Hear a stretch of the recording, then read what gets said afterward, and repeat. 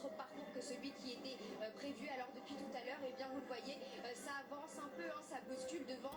On le sent, il y a quelques moments de tension avec notamment quelques projectiles, mais aussi du gaz à poivre, hein, qui a été aspergé pour contrôler ces manifestants qui veulent des débordements. Sinon, relativement dans le calme, ce cortège, et puis avec des profils différents, vous le disiez, parfois des anti-vaccins, mais surtout des anti-pass sanitaires. Ils insistent là-dessus et ils attendent avec impatience, nous disent-ils, l'avis du Conseil constitutionnel sur le projet de loi.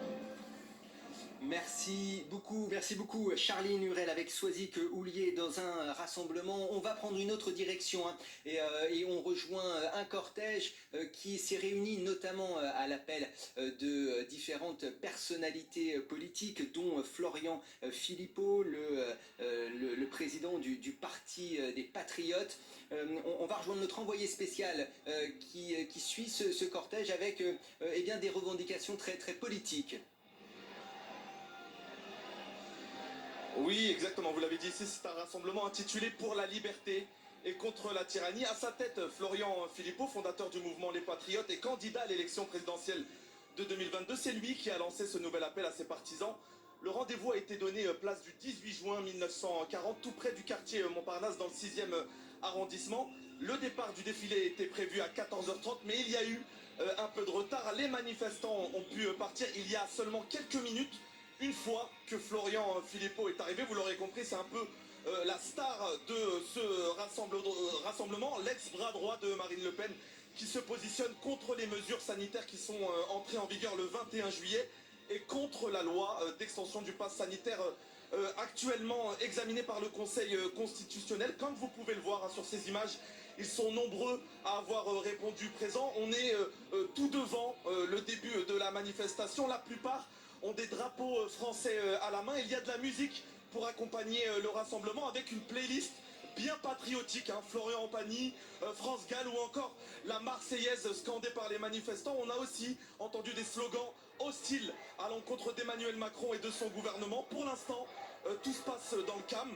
Une manifestation qui vient de partir avec 30 minutes de retard et les manifestants qui convergent en ce moment même en direction de la place de Fontenoy, autrement dit vers le ministère de la Santé. Merci beaucoup Mohamed Mezerahi. Vous étiez avec Alicia Arpaia donc dans ce cortège. On reviendra vous voir bien entendu tout au long de cet après-midi. Mathieu Desmoulins, vous êtes avec nous en plateau du service politique de TF1 et d'LCI. Bonjour Damien.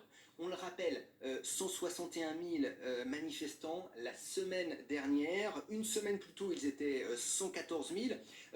On va bien entendu scruter cette mobilisation aujourd'hui au sommet de l'État. Comme toutes les semaines, on va suivre évidemment cette évolution et regarder si la mobilisation continue de prendre de l'ampleur. Il y a une crainte au sommet de l'État, c'est de voir cette mobilisation, alors même que d'ordinaire l'été est peu favorable aux mobilisations. Si elle continue d'augmenter, c'est un sujet d'inquiétude au sommet de l'État. Pour autant, en entre guillemets, il y a un élément de langage qui a été peaufiné au sommet de l'État, c'est de comparer à chaque fois la mobilisation dans la rue et la fréquentation des centres de vaccination. Rien qu'hier, c'était 470 000 personnes qui venaient pour recevoir une première injection de vaccin, 3 fois plus donc que ce qui est attendu aujourd'hui dans les rues, dans tout l'Hexagone, et c'est un motif de presque pour rassurer l'exécutif, même si, donc, on le disait, ça va être suivi de très près, y compris par Emmanuel Macron au fort de Brégançon.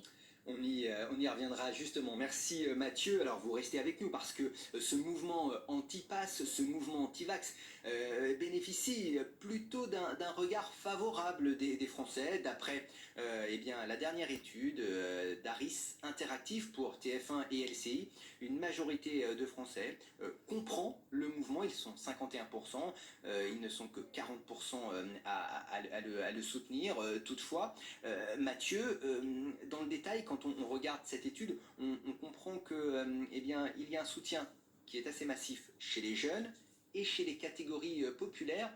Est-ce que c'est une rupture dans le quinquennat d'Emmanuel Macron? Est-ce qu'il ne réussit pas, depuis la crise des Gilets jaunes, eh bien, à allier à lui notamment cette France populaire?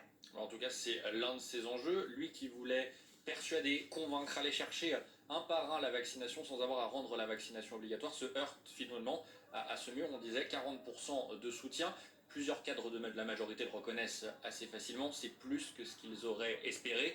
Maintenant, l'analyse qui en est faite au sommet de l'État, c'est qu'il y a deux choses. Je vous lis simplement le commentaire d'une ministre. Ce ne sont pas que des gens méchants, il faut leur parler poliment.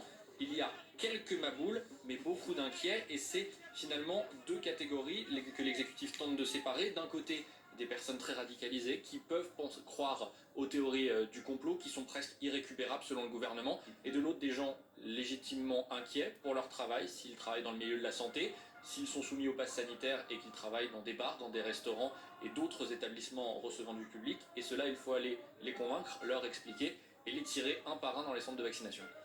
On va donc suivre bien entendu attentivement les chiffres de la mobilisation, peut-être avec un peu d'inquiétude, notamment s'il devait y avoir plus de monde dans la rue ce samedi. Une pause estivale en tous les cas qui a démarré pour le chef de l'État. Il a pris ses